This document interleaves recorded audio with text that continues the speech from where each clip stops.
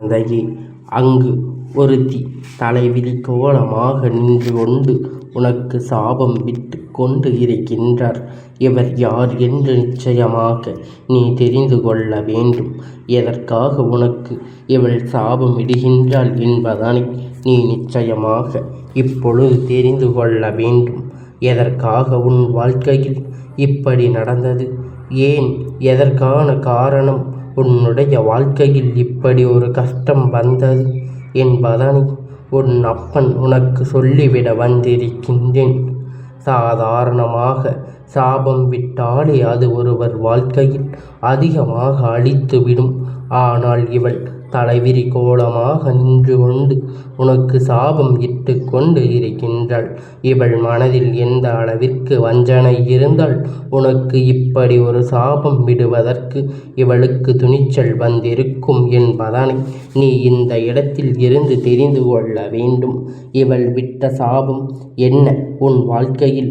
அதனால் ஏதேனும் பாதிப்பு வந்திருக்கின்றதா என்பதை அப்பன் உனக்கு இன்று நிச்சயமாக சொல்லிவிட்டு இன்று என்ன நடக்கிறது, இந்த வாழ்க்கையில் உனக்கு என்ன பிரச்சனைகள் வந்து விட்டது என்று சொல்லி நீ வருத்தப்பட்டு கொண்டிருக்கின்ற இந்த நேரத்தில் நான் உனக்கு தருகின்ற அத்தனை விஷயங்களையும் நீ என்னவென்று சரியாக புரிந்து கொள்ள வேண்டிய நேரம் உனக்கு வந்து விட்டது. இந்த அப்பன் நான் இருந்து உன் வாழ்க்கையில் நடத்துகின்ற அத்தனை மாற்றங்களையும் நீ என்னவென்று சரியாக இப்பொழுது தெரிந்து கொள்ள வேண்டும். இவள் விட்ட சாபம் உனக்கு எந்த அளவில் பாதிப்பை கொடுத்தது என்பதை உன் அப்பன் நான் சொல்லி முடிக்கும் தருவாயில் நீ என்னவென்று கேட்டு தெரிந்து கொள்ள வேண்டும். என் குழந்தையே, உன்னுடைய குடும்பத்தில் பல காலமாக உதவிகளை பெற்றவள்தான் இந்த பெண். அன்று உன் குடும்பம் இல்லை என்றால் இவள் குடும்பம் நடு தெருவிற்கு வந்திருக்கும். பல உதவிகளை உன்னுடைய இல்லத்தில் இவர்களுக்கு சரி, உன் குடும்பத்தில் இருக்கின்றவர்களுக்கும் சரி கொடுத்திருக்கும். என்னவென்று ஏதுவென்று கூட கேள்வி கேட்காமல் இவள் கஷ்டப்படுகின்றாள் என்று ஒரு காரணத்திற்காக மட்டுமே இவள் கேட்டதையெல்லாம் இவளுக்கு அள்ளி கொடுத்திருக்கின்றீர்கள் அல்லவா? அப்படி இந்த வாழ்க்கையில் இவளுக்கு அத்தனை விஷயத்தையும் அள்ளி கொடுத்த இவள் இப்பொழுது என் குழந்தை உன்னுடைய வாழ்க்கையில் பல கஷ்டங்களை கொடுக்க துணிந்திருக்கின்றாள் என்றால் இவள் நன்றி கெட்டவள் என்பது முதலாவது விஷயம். இரண்டாவது, அவள் உதவிகளை பெற்று கொண்டு உன் குடும்பத்திற்கு இவள் விடுகின்ற சாபம் என்னவென்று கேட்டால் நிச்சயமாக யாராலும் இதை ஏற்றுக்கொள்ள முடியாது. யாராலும் இப்படி ஒருவர் செய்கிறார் என்றால் அவர்களை தன் அருகில் கூட சேர்க்க மாட்டார்கள். எப்பேற்பட்ட எண்ணம் கொண்ட இந்த பெண்ணை நீ நிச்சயமாக என்று தெரிந்து கொள்ள வேண்டும். எப்பொழுதும் முன்னிடம் வருகின்றாள், நல்லபடியாக பேசுகின்றாள், ஏதாவது ஒரு விஷயத்தை உன்னிடத்தில் கேட்கின்றாள், சர்வசாதாரணமாக பேசிவிட்டு சென்று விடுகின்றாள். ஆனால் இவரிடத்தில் உனக்கு எந்த மாற்றங்களையும் ஒருபோதும் கண்டுபிடிக்க முடியவில்லை. ஏனென்றால் அத்தனை எளிதாக அவருடைய நாடகமாடி நடித்திருக்கின்றார். இவளுக்கு ஏதாவது ஒரு வகையில் உன்னிடத்தில் இருந்து உதவி கிடைக்க வேண்டும். ஏதாவது ஒரு வகையில் உன்னிடத்தில் இவருக்கு நன்மைகள் நடந்து கொண்டே இருக்க வேண்டும். எப்பொழுதும் முன்னால் முடியாது என்று சொல்கின்றாயோ அப்பொழுது இவள் கேட்ட விஷயங்கள் எல்லாம் நீ கண்டுகொள்ளாமல் விடுகின்றாயோ அப்பொழுது இருந்துதான் இவள் உனக்கு எதிரியாக மாறிவிட்டாள். உன்னிடத்தில் இருக்கின்ற அத்தனை விஷயங்களையும் தன்னுடையதாக மாற்றிக்கொள்ள முயற்சி செய்தவள் அல்லவா? உன்னிடத்தில் இருக்கின்ற அத்தனை நல்ல விஷயங்களையும் தன் வசமாக்கி தன்னுடைய குடும்பத்தில் இருக்கின்றவர்களின் வாழ்க்கையை உயர்த்த வேண்டும் என்று நினைத்தவள் உன்னை மட்டும் தட்டி இப்பொழுது அவர் குடும்பத்தில் இருக்கின்ற பிள்ளைகளை உயர்த்த நினைக்கின்றார். இவர்களை மோசமான நிலைக்கு தள்ள வேண்டும் என்று நினைக்கின்றார். இவர்களை மட்டும் மட்டம் தட்டி அவர்கள் மேல் வர வேண்டும் என்று நினைக்கின்றார்கள். நீங்கள் எங்கும் தவறு செய்கிறார்கள், எந்த இடத்தில் எந்த விஷயத்தை செய்கிறாய் என்று எப்பொழுதும் முற்று நோக்கி பார்த்து கொண்டிருக்கின்ற இவள் உன் வாழ்க்கையில் நீ செய்கின்ற ஒரு சிறு தவறை கூட மற்றவர்கள் முன்னிலையில் பெரிதுபடுத்தி கூறி உன்னை மற்றவர்கள் எல்லாம் முகம் சுளிக்கின்ற வகையில் நடந்து கொள்கின்றது.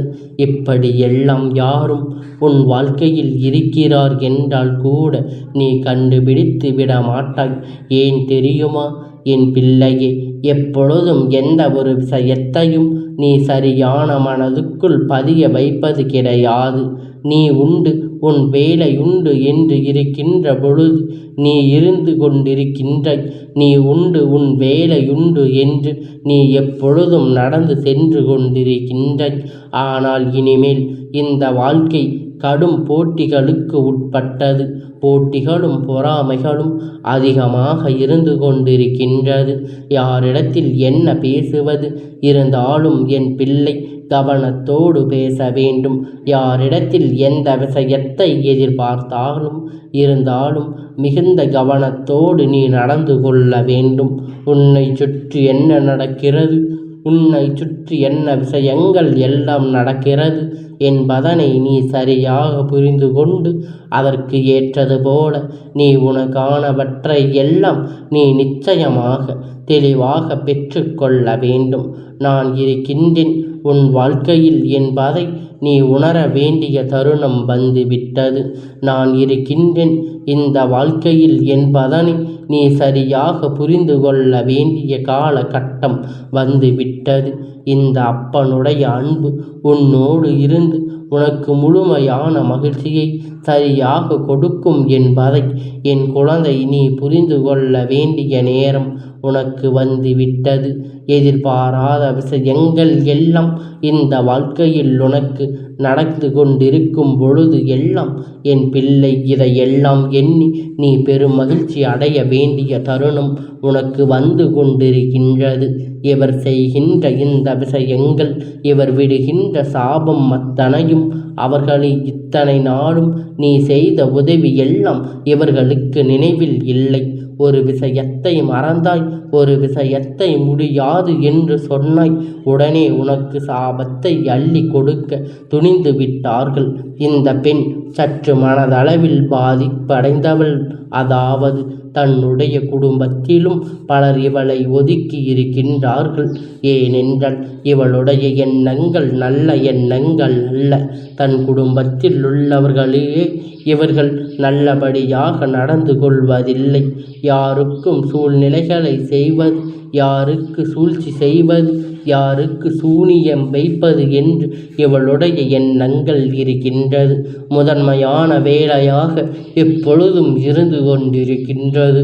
அதனால் இவள் செய்கின்ற இந்த காரியத்தினால் எப்பொழுதுமே இவளுடைய குடும்பத்தில் சரி, அவளுடைய குடும்பத்திலும் சரி, அவர் மற்றவர்கள் பாதிப்புகள் தான் அதிகமாக இருக்கின்றது. மற்றவர் குடும்பத்திலும் அவர் குடும்பத்திலும் பாதிப்பு எப்பொழுதும் அதிகமாக இருக்கின்றது.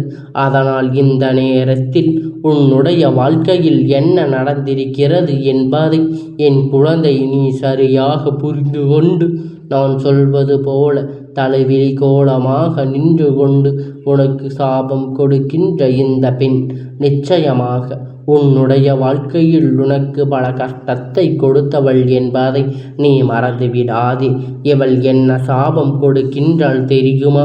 உன்னுடைய தலைமுறையை உனக்கு எதிராக திரும்ப வேண்டும் என்று, இனி உன் வம்சம் கலைக்கக்கூடாது என்று இவர்கள் உனக்கு சாபம் கொடுக்கின்றார். இதற்கு என்ன காரணம் தெரியுமா? அவள் வம்சம் அங்கே தலைக்கவில்லை. அவள் குடும்பத்தில் இருக்கின்ற எந்த உறவும் சரியில்லை. அவளின் எதிர்காலமே அங்கு சூனியமாக இருக்கின்றது. அவள் தன்னுடைய வாழ்க்கையில் இருந்த ஒரு சில உறவுகளையும் நிரந்தரமாக தொலைத்து விட்டு நின்று கொண்டிருக்கின்றார். அதனால் ஒருவருக்கு சாபம் கொடுப்பது ஒன்றும் இவளுக்கு அத்தனை பெரிய காரியம் அல்ல. இன்னொருவர் வாழ்க்கையை அழித்து போக வேண்டும் என்று இவளுக்கு மிக பெரிய காரியம் அல்ல. எல்லா விஷயத்தையும் முடித்துவிட நினைக்கின்ற இவள் உன் வாழ்க்கையில் இருந்து உனக்கு பெரிய பெரிய துன்பங்களை எல்லாம் கொடுத்து விடத்தான் நினைக்கின்றாள். உனக்கு என்ன செய்ய வேண்டும், ஏது செய்ய வேண்டும் என்பதை தெளிவாக புரிந்து கொண்டு அதற்கு ஏற்றது போல உன்னுடைய வாழ்க்கையில் பல கஷ்டத்தை எப்பொழுதும் உனக்கு கொடுத்து கொண்டு இருக்க நினைக்கின்றாள். ஆனால் உன்னை பார்த்தவுடன் அவள் சிரிக்கத்தான் செய்கின்றாள், நல்லது போல பேசத்தான் செய்கின்றாள். இது எத்தனை காலம் தொடர்ந்திருக்கிறது தெரியுமா? நீ தெரிந்து தெரியாதது போல இவள் பழகி கொண்டு இருக்கின்ற இந்த விஷயம் எல்லாம் உனக்கு என்னவென்று புரியுமா? நீ பெரிதாக கண்டுகொள்ளாமல் இருக்கின்றாய் என்பதுதான் உண்மை. இனியாவது உன் வாழ்க்கையில் இருக்கின்ற இந்த சூழ்நிலைகளை எல்லாம் நீ என்னவென்று தெரிந்து கொள்ள வேண்டும். இந்த சூழ்நிலைகளை எல்லாம் நீ நிச்சயமாக கண்டு கொள்ள வேண்டும்.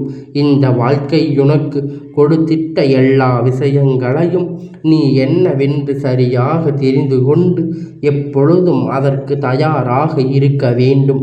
அதில் என் பிள்ளை என்ன கிடைக்கும் என்பதை நீ முதலில் சரியாக உணர்ந்து கொள்ள வேண்டும். எப்பொழுதும் அதற்கு தயாராக நான் இருந்து உனக்கு கொடுப்பதை யாராலும் இனி தடுத்து நிறுத்த முடியாது. நான் இருந்து உன் வாழ்க்கையை மாற்றுவதை யாராலும் இனி தடுக்க முடியாது. இவள் தலைவிரி கோலமாக இருந்தாலும் சரி, நல்ல கோலமாக இருந்தாலும் சரி, உனக்கு கொடுக்கின்ற சாபத்திற்கு ஒருபோதும் நான் அனுமதி கொடுக்க மாட்டேன். உனக்கு இவள் கொடுக்கின்ற சாபம் ஒருபோதும் உன் வாழ்க்கையில் பலிக்காது என்பதை முதலில் நீ புரிந்து கொள். எல்லாவற்றையும் கடந்து என் பிள்ளை இந்த வாழ்க்கையில் உனக்கான நிறைவான விஷயங்களை, நிறைவான நம்பிக்கையை பெற்றுக்கொண்டு நான் இருக்கின்ற இந்த நேரத்தில் உன்னோடு நான் உனக்கு என்னவெல்லாம் கொடுக்கின்றேன் என்பதனை நீ சரியாக புரிந்து கொண்டு எப்பொழுதும் அதற்கு தயாராக இருக்க வேண்டும். அப்பனுடைய அன்பு எப்பொழுதும் உனக்கு முழுமையாக இருக்கிறது என்பதை நீ மறந்துவிடக்கூடாது. அன்பு இணை இல்லாதது அவ்வளவு எளிதாக யாருக்கும் கிடைத்திடாது. யார் உனக்கு என்ன சாபம் விட்டாலும் சரி என் பிள்ளை, அதற்காக எல்லாம் நீ பயப்பட வேண்டிய அவசியம் கிடையாது. அப்பன் பயப்படக்கூடாது என்று நீதான் சொல்கின்றாய். இப்பொழுது இந்த விஷயத்தையும் நீதான் சொல்கின்றாய் என்று நீ கேட்கின்றாய். அப்படியானால் நான் என்னதான் செய்ய வேண்டும் என்று கேட்கின்றாய் அல்லவா? என் பிள்ளையே, உன் வாழ்க்கையில் உன்னை சுற்றி இது போன்ற மனிதர்கள் இருக்கிறார்கள் என்பதை நீ தெரிந்து கொள்ள வேண்டும் என்பதற்காக மட்டும்தான் அவளிடத்தில் இதை சொல்லி இருக்கின்றேன். எந்த வகையிலும் எந்த ஒரு ஆபத்து முன்னே நெருங்க நான் ஒருபோதும் அனுமதிக்க மாட்டேன் என்பதை நீ புரிந்து கொள்.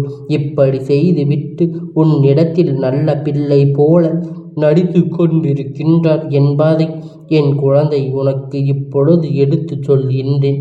அதனால் நடத்துகின்ற விஷயங்கள் எல்லாம் என்னவென்று நீ புரிந்து கொண்டு உன்னை சுற்றி நடக்கின்ற அத்தனை உண்மையையும் நீ என்னவென்று தெரிந்து கொண்டு சர்வ நிச்சயமாக இந்த வாழ்க்கை உனதாக்கி நீ நல்லபடியாக வாழ எப்பொழுதும் தயாராக இரு.